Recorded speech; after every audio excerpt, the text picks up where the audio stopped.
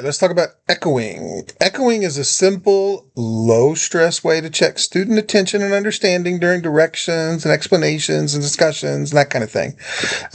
So it's exactly what it sounds like. It's you ask a student to repeat, or in some cases summarize, what was just said.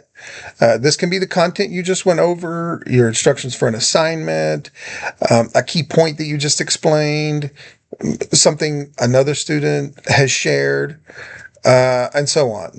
Now, before I go any further, let me say that the goal here is not to catch students messing up. This technique is not a gotcha. Okay. It's about making sure everybody is in the same place. And if they're not, you're going to find this out early so you can adjust, reteach, redirect, whatever it is you need to do. The basic idea is that after you share something with the class or after a student shares out, during a class discussion or something like that, you pick someone, and yeah, it could be someone that you think might be off task, and you just simply ask, hey, what did I just say? Or what are we doing? Or can you echo, can you repeat what she just said? If they can answer, great. You've confirmed that they're with you. But if they can't, now you've got some important information. Now you know that they need clarification, or they need to step, or that you need to step back and do a quick reset. Either way, you're catching this issue before we get too far along in the lesson. Remember, we don't want to leave anybody behind. Even if that student is choosing not to pay attention, we don't want to just let them go. But again, this is not about calling out the kid who looks off task to embarrass them. And we can make that fact really clear by routinely asking students that we know are on task to echo as well. This lets all students know that I can call on anybody at any time, not because I want to embarrass them, but to make sure that we're all in the same spot. We're all together. If we spread it around, everybody understands that echoing is just how the class works. It's not a punishment or anything like that.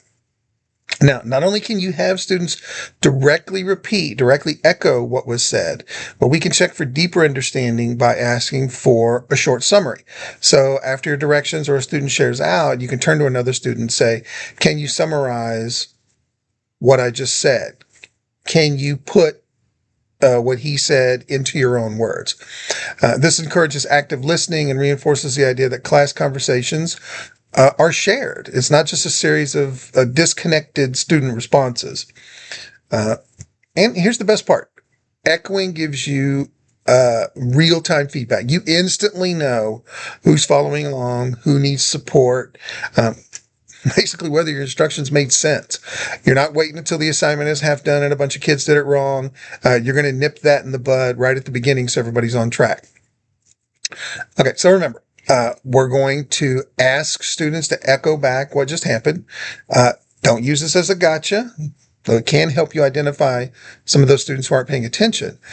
So we're going to mix up who we call on, and we can also use this to have students give a quick summary. What we want is to keep the class together, moving, learning, and so forth. And when you start using this, what you'll find is that this increases student interaction, because you're not asking them some esoteric thing or something that was covered a long time ago.